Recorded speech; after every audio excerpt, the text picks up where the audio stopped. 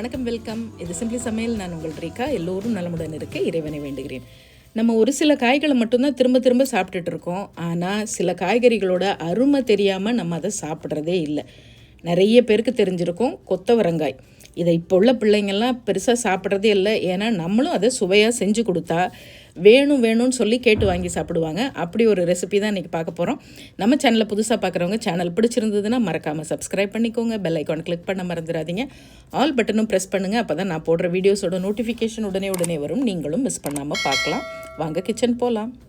So கொத்தவரங்காயை இந்த மாதிரி செஞ்சு கொடுத்தீங்கன்னா பிடிக்காதுன்னு சொல்கிறவங்க கூட வேணும்னு கேட்டு வாங்கி சாப்பிடுவாங்க. ஆமாம், இன்றைக்கி கொஞ்சம் கேரளா ஸ்டைலில் கொத்தவரங்காய் மெழுகு வரட்டி அதுதான் செய்ய போகிறோம். நார்மலாக இதை பார்த்திங்கன்னா காராமணி காயில் செய்வாங்க. நான் இன்றைக்கி அதை கொத்தவரங்காயில் செய்கிறேன். இதுக்கு ஃபஸ்ட்டு ஒரு 2-3 டீஸ்பூன் எண்ணெய் ஊற்றிக்கோங்க. சின்ன வெங்காயம் ரொம்ப நல்லாயிருக்கும் இதில் செஞ்சிங்கன்னா. ஒரு 10-15 சின்ன வெங்காயம் இருந்தால் போதும். கூடவே 2-3 பல் பூண்டு, கொஞ்சம் கருவேப்பிலை.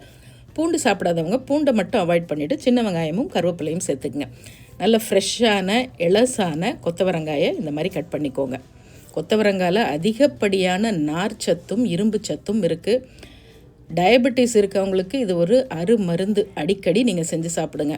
சாதாரண பொரியல் மாதிரி செஞ்சோம்னா இதில் லைட்டாக ஒரு கசப்புத்தன்மை இருக்கிற மாதிரி இருக்கும். அதனால் குழந்தைங்க சின்ன பசங்கள்லாம் விரும்ப மாட்டாங்க. ஆனால் இந்த மாதிரி செஞ்சு கொடுத்து பாருங்களேன். இதை பருப்பூசிலியாக செய்வாங்க. ஆனால் இப்போ அதெல்லாம் மெனக்கெட்டு பெருசாக யாரும் செய்கிறதில்ல. நீங்கள் ஒரு நாள் இந்த மாதிரி செஞ்சு கொடுங்க. கண்டிப்பாக அடுத்த தடவை நீங்கள் எப்போ செஞ்சாலும் இதை நிச்சயமாக சாப்பிடுவாங்க. இது ஒரு 2 நிமிஷம் நல்லா வதக்கி விட்டுடுங்க. வதக்கி விட்டுட்டு சிம்மரில் வச்சு நம்ம ஒரு மூடி போட்டு இதை மூடி வைப்போம். ஒரு 2 நிமிஷம் மட்டும் மூடி போடுங்க. ரொம்ப சிம்பிளாக செஞ்சிடலாம். ஆனால் ரொம்ப டேஸ்ட்டாக இருக்கும். இது காராமணியில் செய்வாங்க, பீன்ஸில் செய்வாங்க. ஆனால் அது 2 விட இந்த கொத்தவரங்காயில் செய்யும் போது இது நல்ல சுவையாக இருக்கும். சாம்பார் சாதத்தை கூடயும் தயிர் சாதத்தை கூடயும் வச்சு சாப்பிட்டு பாருங்களேன். அப்புறம் அடிக்கடி இந்த காயை செய்யுங்கன்னு சொல்லி வீட்டிலே கேட்பாங்க. உங்கள் வீட்டு சமையல் அதிக சுவையாகவும் சீக்கிரமாகவும் செஞ்சு முடிக்க நீங்கள் எல்லோரும் என்னை ரொம்ப நாளாக கேட்டுட்டு இருந்த என்னுடைய ஸ்பெஷல் செந்தூர் மசாலாஸ் இப்போ உங்களுக்காக தயாராக இருக்குது.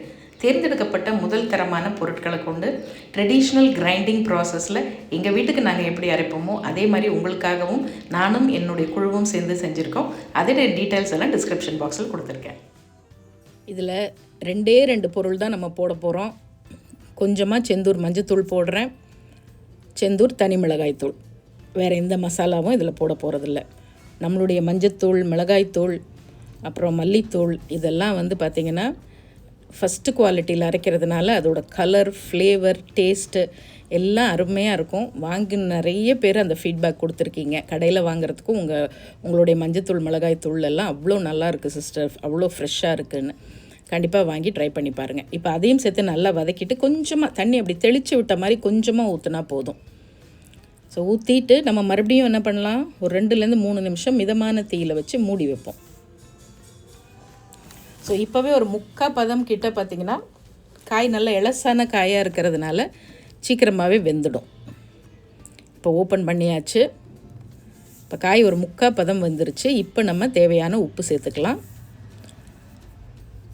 ஸோ உப்பு சேர்த்து ஒரு தடவை நல்லா பிரட்டி விட்டுட்டு இதில் முக்கியமான ஹைலைட்டே என்னன்னு பார்த்தீங்கன்னா இதில் போடுற இந்த தேங்காய் கொத்து. ஒரு 1/4 மூடி தேங்காய் எடுத்துக்குங்க. அதை நல்ல மெல்லிஸாக இந்த மாதிரி பீசஸாக கட் பண்ணி உள்ளே போடுங்க. இதுதான் அந்த கேரளா ஸ்டைல் அந்த மெழுகு வரட்டின்னு அவங்க சொல்கிறாங்களே, அதில் இந்த தேங்காய் கொத்து அப்படிங்கிறது ரொம்ப முக்கியம். கூடவே 1 டீஸ்பூன் சில்லி ஃப்ளேக்ஸ், அதாவது மிளகாயை லேசாக வறுத்துட்டு அதை மிக்சியில் போட்டு அப்படி 1-2 பொடிக்கிறது, அதில் 1 டீஸ்பூன். அது ஒரு நல்ல டெக்ஸ்சர் கொடுக்கும். அதுக்காக தான் போட்டு எல்லாத்தையும் நல்லா கலந்து விட்டு 2 நிமிஷம் மீடியம் ஃப்ளேம்லேயும் 5 நிமிஷம் ஹை ஃப்ளேம்லேயும் வச்சு, அதுவும் இந்த இரும்பு சட்டியில் செய்யும் போது அது நல்லா அப்படியே சுருண்டு பிறண்டு அவ்வளோ சூப்பராக இருக்கும் இந்த டேஸ்ட்டு. நிறைய பேர் வீட்டில் இந்த கொத்தவரங்காயெல்லாம் மறந்தே போயிட்டாங்க. நீங்கள் ஜஸ்ட் கூகுளில் போயிட்டு பெனிஃபிட்ஸ் ஆஃப் கிளஸ்டர் பீன்ஸ் அப்படின்னு அடித்து பாருங்கள். அதோட பெனிஃபிட்ஸை பார்த்துட்டு அதுக்கப்புறம் நீங்கள் கண்டிப்பாக செய்வீங்க. அவ்வளோதான், சூப்பரான கொத்தவரங்காய் மெழுகு வரட்டி ரெடி.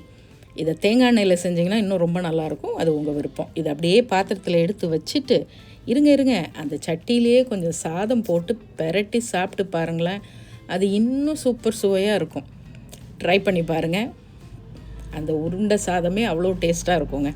ட்ரை பண்ணி பார்த்துட்டு எப்படி இருக்குன்னு சொல்லுங்கள். இன்னொரு ஃபேண்டாஸ்டிக் ரெசிபியோட மறுபடியும் பார்ப்போம். நம்ம சேனலை ஃபேஸ்புக்லேயும் இன்ஸ்டாகிராம் பேஜ்லேயும் ஃபாலோ பண்ண மறந்துடாதீங்க.